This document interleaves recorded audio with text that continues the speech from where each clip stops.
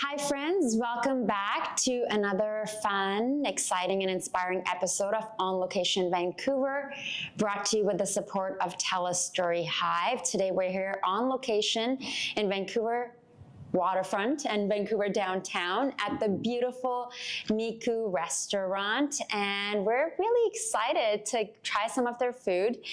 Joining me is one of the stars of Carl Bessai's newest film, Field Sketches. I'm sitting down with Ben Cotton, and we've been trying to score this interview for a while, so we're very excited to get you here. How are you doing, Ben? I'm good, thanks. How are you? Good. Have you had an opportunity to watch the film, like with the director, with the cast? I have, yeah. We had a screening a few weeks ago, up at SFU, so I watched a few scenes last night just to sort of get really familiar with it. With your work and like the other people. Yeah. The whole thing. Yeah. It's a movie I've enjoyed watching it 2 or 3 times now, so.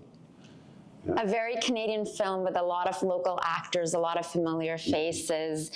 Tell us about your characters, which took me a second to and I was like, yes, he's speaking quite differently in this scene over here.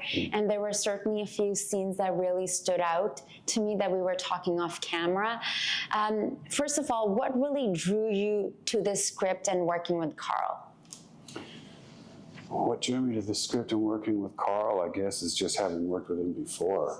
I mean, if Carl calls, I'd say, I don't need to read it, I'll say yes, because I like what he does as an artist. I like the way he writes. I like that everything he does, at least from my perspective, is distinctly his. You know, he's very clear about what he does. And I like it. I think he's passionate and he's interesting and he's fun to work with because he really knows what he wants, but he's really open-minded. So things can happen in the moment and he'll go, oh, do it that way. And it'll be something that wasn't on the page, or he's not precious about what he wrote necessarily, even though he knows what he wants. It's Which fun. For an actor can be amazing, that, you know, perhaps in the moment you have room to play with the words. Yeah, well, the words, yeah, there were some scenes where we would improvise things, and of course, I've worked on movies with Carl before where the whole script was improvised.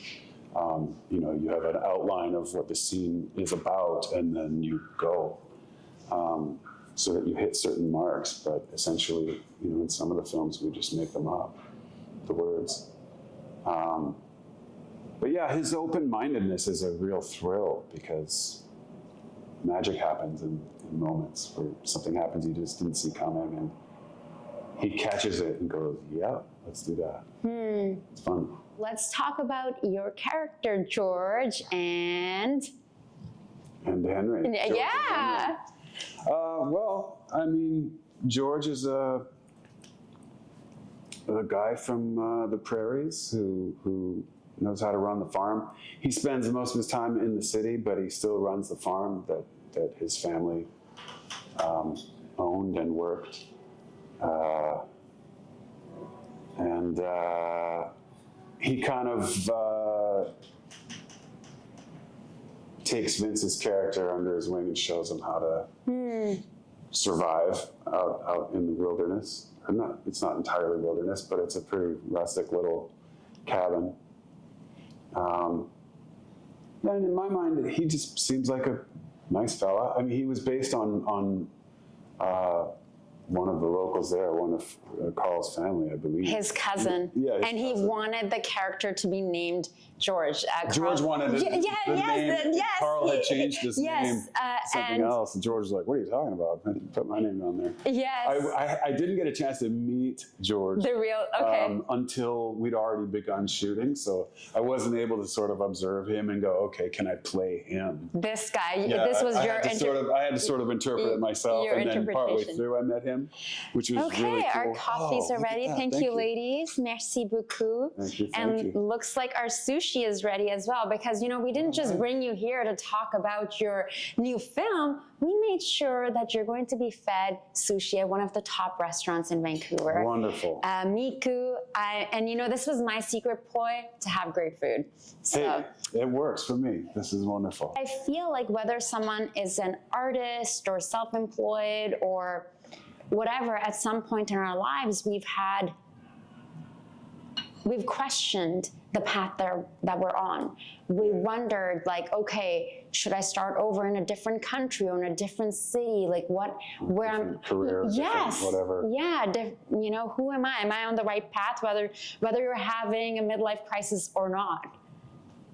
Yeah. How could you relate to the film in general? Like, what parts of you were you able to bring to your characters, but also the film in general? Well, I think that Vince's character is going through that time in life, just like you said, where you reach a point where you're like, well, something's not working. And whether that takes the form of, you know, he's looking at his career or his relationships or his identity, the way he views himself, like something isn't working, and he's got to sort of explore his way through that. And I think that's just a natural part of being alive. You go through different phases where, you know, for a while this works, and then it doesn't, and you're left going, what do I do? And so where do you go when you want to get to the bottom of those questions, you know, like what's next for me? And I can certainly relate to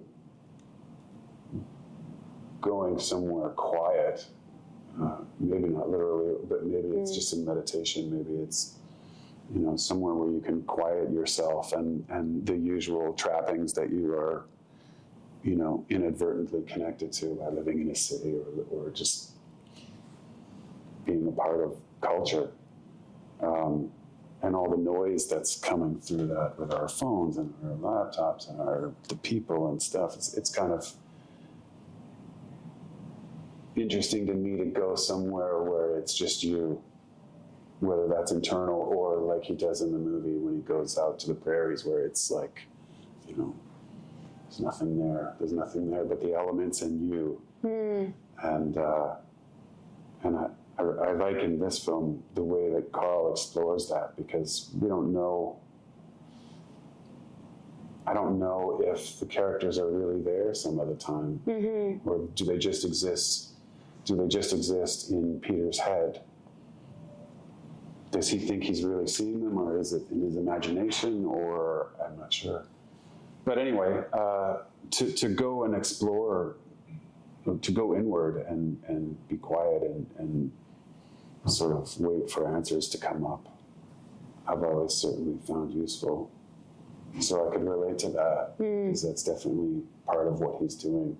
When Henry shows up, when Thoreau shows up the first time, the way that we shot that was different than what was in the script, which I like. Again, it goes back to Carl being open to being in the moment, which was Carl and Vince and I and probably Santi, Carl's nephew, who is a superstar on this film, edited it, shot half of it, did everything. Wow. He did everything. Wow. He's an absolute superstar. But Vince and I were just going to run the lines, just run the scene. Let's just talk the scene. And I needed to get changed from me into Henry's clothes and all of that. And so I just started to get dressed into Henry's clothes, and we started running the lines, and I was kind of standing in a doorway. This scene was going to be us sitting at a table. And as we were running it, Carl said, this is how we're going to shoot it. So it became this other thing where Henry shows up and he's in the cabin as if it's his own. And he's just getting himself ready, getting his hat, getting his vest, and putting his shirt on and doing all this stuff. And it was just kind of just an interesting way of doing it, in a way that you could sort of express aspects of the character through the physicality might not have been there if we just opened cold on the table to go and, you know, in my day, diddly-do, you know, the way that the scene kind of starts like that. He starts talking about his journey, sort of walking away from the society a little bit. Tell me, I know you spoke a little bit about working with Carl. How does that stand out to you? You know, you work a lot as a Vancouver actor. I feel like you're in almost every other project. I'm trying. What is the experience like collaborating with Carl Bessai?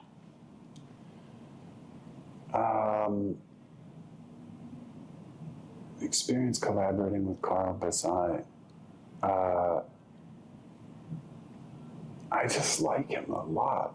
I love Carl. I mean, he's warm, he's easy, he's intelligent, he's thoughtful. He explores himself through his creativity in what feels to me to be a fairly uninhibited way.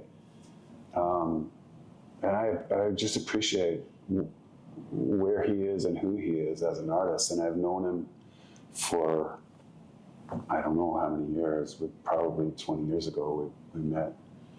And so to sort of watch his films as the time goes on, and I've been in some of them, and you get to see him progress and change and hone his craft, and it's been fun to watch. And it's just a nice place to be. I mean, we were a crew of very few people. I mean, Carl shot most of it. His nephew Santiago had the camera once in a while. Santi did, you know, all the sound work. He was cooking his lunch. He was doing everything. It's like the vibes we have going on here. It's just, and which is a really fun way to make movies, is like with very little budget, and you know, both sides are fun. It's fun when you're on something with a big budget and crazy, you know, sets and crafty tables and money flowing out the window, you know. And there's also this, is like, there's something very thrilling about having such an intimate group, such a small group, you know, where you're there and it's, you know, sometimes you got actors doing the clipboards and holding a boom mic or whatever it takes. Yeah. Everybody's just kind of doing whatever it takes. It's wonderful. Because it has a lot of heart in it. What are your hopes the audiences will take away watching this film, watching Field Sketches? I mean, I think the film is a reflection on how you see yourself in the world, and how you value your, you know, just where you place yourself. And so there's a lot of self-reflection there. So I guess as an audience member, you hope that people will take it in and reflect for themselves about their place in the world, I guess. Bon appetit. Bon appetit. Oh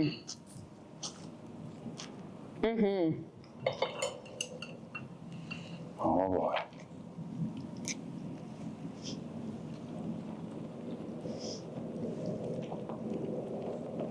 I'm doing like the happy food dance on my stream.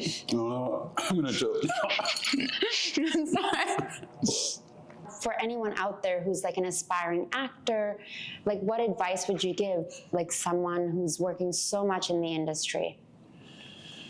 What advice would I give to actors? In terms of which part? Not just which part, but it's just like in terms of their career or just jumping in and, you know, because obviously you've had this, you know, long career here in Vancouver. I mean, my only advice, I guess, is to enjoy it. None of it's worth it if you're not enjoying it. You know, it's crazy business. But I think if you do it for the right reasons, and that's not to say that I know what the right reasons are for anyone else, but I think when you find a way to do it that satisfies something for you that is maybe beyond just getting a job or making some money or whatever it is, like, it's an exploration of yourself. And You better get into that, I think. The more, for me, the more that I like lean into that, the more fun I have when it comes time to work. You know? So I guess that's really my advice, is to get into it in a way that thrills you. Whatever that happens to be for you, you know. Makes the game fun. I'm having probably more fun performing now than I ever have. And I don't know if when I started this that I would say that, like 30 years into it, that it would be as fun or more fun. What do you think shifted for you? I don't know. I don't know if anything shifted. It's just the longer you do anything, it just gets more interesting. You know, I find it with music. I find it with certainly with acting. It's the way that you approach it today is different than you did 10 years ago and 20 years ago and 30 years ago. And you know, by that rationale, 10 years from now, I'll be looking at it differently. And that's thrilling. Thank you so much for taking the time to join us today. Enjoy some sushi. Hopefully you're okay to breathe. You're good. You know, the jalapeno on top. It is my favorite roll, but I think probably an off-camera thing to enjoy, not just, you know, talking and interviewing and enjoying some great food here at the Miku Restaurant. You're watching On Location Vancouver, brought to you with the support of TELUS STORYHIVE. I'm your host, Zara Durrani, and I will catch you soon.